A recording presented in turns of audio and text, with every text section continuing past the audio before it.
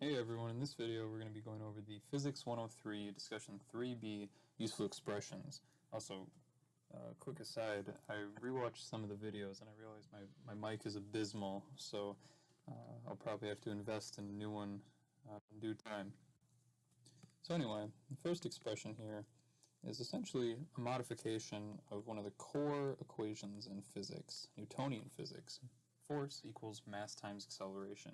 Except we have a couple fancy parts added to this. Now we have a summation sign and the letters ext, which stands for external. So this is essentially saying if I add up all of the external forces that are acting on an object, I get the net force, and this is equal to the mass of the object times the acceleration of the object. Second part that this sequence of equations is showing is just a nice reminder that acceleration is indeed equal to change in velocity over change in time. This is always helpful to be reminded of because in situations like the following, we can calculate acceleration. So let's say I have a block, and this block is sitting on a ramp, and I give it a good push, and the block begins to climb up the ramp just from momentum, and then it starts slowing down, and then it finally stops at the top.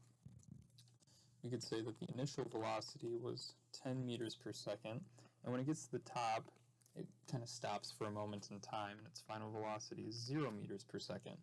And let's say that it takes 5 seconds of time to make this trip. So I can work from this equation that we talked about and calculate acceleration by saying change in velocity, v final minus v initial, over change in time gives us the acceleration of -2 meters per second squared.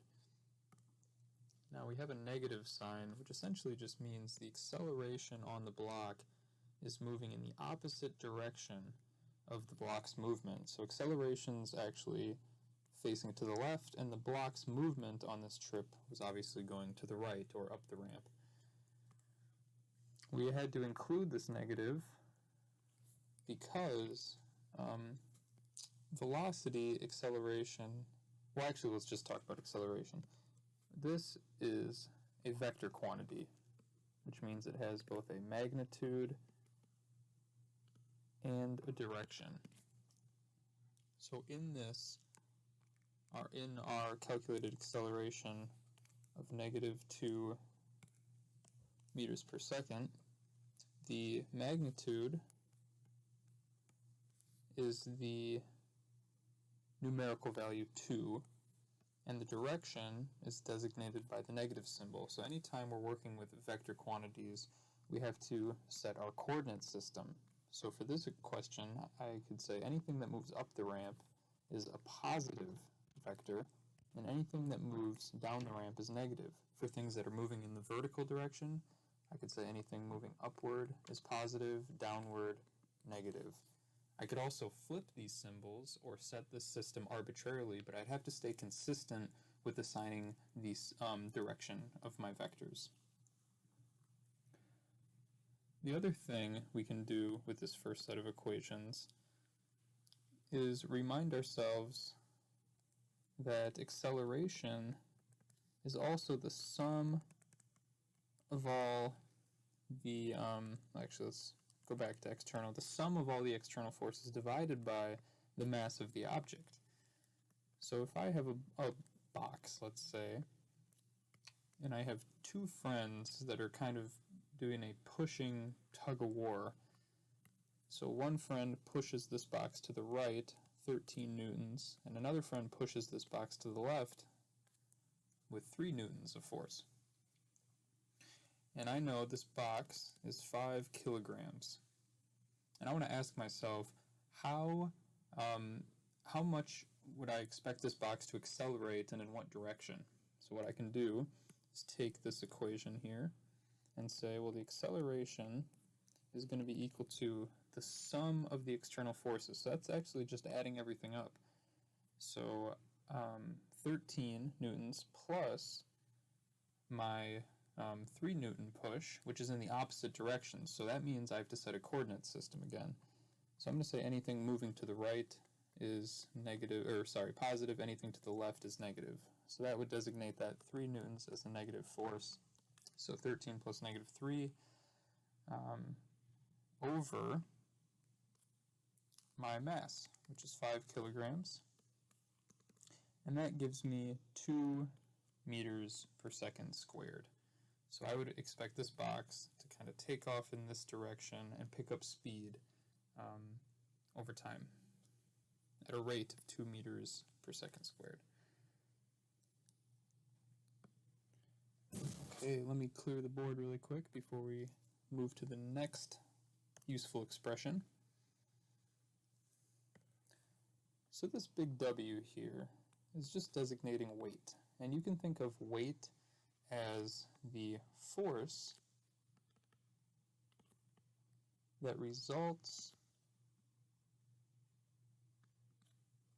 from gravity. The force that results from gravity. And this is because if we know that force is mass times acceleration, gravity is an acceleration and it acts on a mass and we produce a force.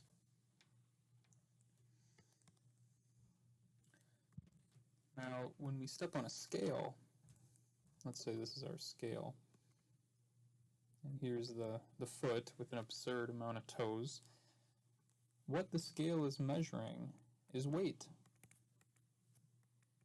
which means that this scale is dependent on gravity, the gravity of the Earth. And it's important to distinguish weight versus mass, because they're not the same thing. If I went to Mars, this blue circle, this will be Earth, and this kind of orange circle will be Mars, not drawn to scale. Earth and Mars would have different weight, but my mass in kilograms would be the same. Now, why would my weight be different on Earth than on Mars? Because Mars has a different gravity, a different pull. Things that are in free fall on the Earth accelerate at 9.8 meters per second squared. That gravity is not as strong on Mars. Another thing to talk about with weight. Let's say this is a level surface and I have a box. Now, since this surface is level, all of the weight, which I will represent as mg, being equal to big W, all of the weight is directed straight down. However, let's say I'm now on an inclined surface, and this could also work for a declined surface. So I'm on an inclined surface 30 degrees from the horizontal. And now I have that same box. There's still going to be the weight pointed straight down, equal to mass times gravity.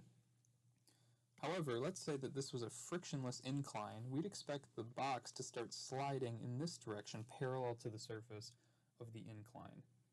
So we can't actually say that this vector here, which I'm highlighting in blue, is the primary driver of that movement parallel to the surface. We'd expect there to be a vector of force that is actually parallel. So that means we need to form components of this weight vector. And it's the same type of components that we formed when we said we kicked the soccer ball at a velocity and we found components in the vertical and horizontal direction, Vy and Vx, except we're going to find now components parallel to the surface of the ramp and perpendicular to the surface of the ramp, so 90 degrees here.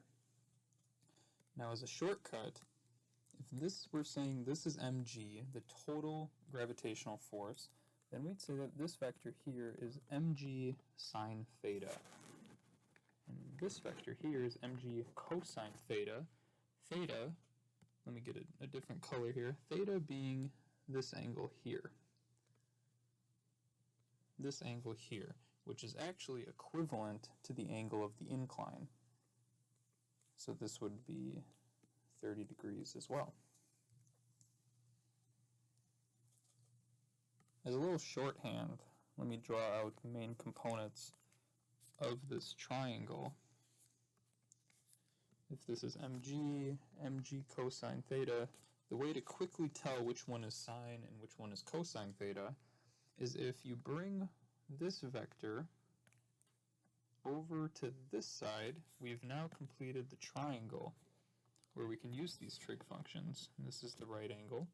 And in respect to this angle here, this is the opposite side. And in SOHCAHTOA, when we're assessing the sine of an angle, we want opposite over hypotenuse. If this is the opposite side, then that's the one that must have sine theta. So that's a little trick that's the little trick I used back in the day to designate sine and cosine. So we're going to use some of these principles, whether that's finding components of gravity or calculating acceleration based on change in velocity over change in time, in the next video where we solve some discussion problems. So thanks, and I hope that was helpful.